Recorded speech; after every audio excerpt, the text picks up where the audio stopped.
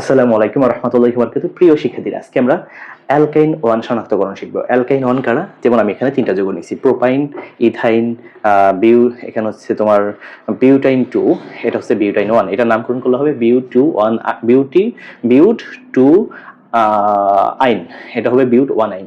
তো এখানে বিউট ওয়ান আইন এবং এই তিনটা যৌগ মূলত হচ্ছে অ্যালকাইন ওয়ান। এটাকে শনাক্ত করার জন্য তোমাকে তরল অ্যামোনিয়ার উপস্থিতিতে সোডিয়াম ধাতু সহ বিক্রিয়া করলে তুমি পাবে সোডিয়াম অ্যালকাইনাইট। যেমন এখানে হবে 1 2 3টা কার্বন যেহেতু আছে, সোডিয়াম প্রোপানাইট এবং হাইড্রোজেন গ্যাসের মিশ্রণ তৈরি হবে। তুমি এই সেম যৌগটাকেই যদি কি করো, C≡CH সিলভার ডাই অ্যামোনিয়া, এখানে কি হবে আমি একবার একটু শেয়ার করে নিই। ডাই অ্যামোনিয়া অর্থাৎ ডাই অ্যামিন সিলভার নাইট্রেটের সাথে তুমি যদি বিক্রিয়া ঘটাও তাহলে CH3C≡C সিলভার অর্থাৎ সিলভার অ্যালকাইনাইটের সাদা বর্ণের পদক্ষেপ পড়বে, আর তোমার তৈরি হবে অ্যামোনিয়াম নাইট্রেট লবণ, আর সাথে তৈরি হবে NH3 অ্যামোনিয়া গ্যাস। 3 নম্বরে তুমি শনাক্ত করার জন্য যদি CH3CAC≡C এটাকে কপার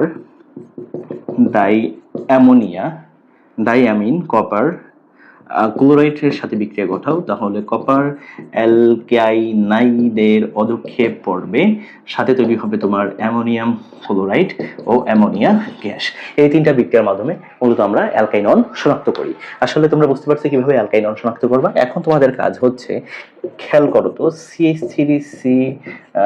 CH3 এই যৌগটা বিক্রিয়া কেন করে তোমরা কমেন্ট বক্সে জানাও।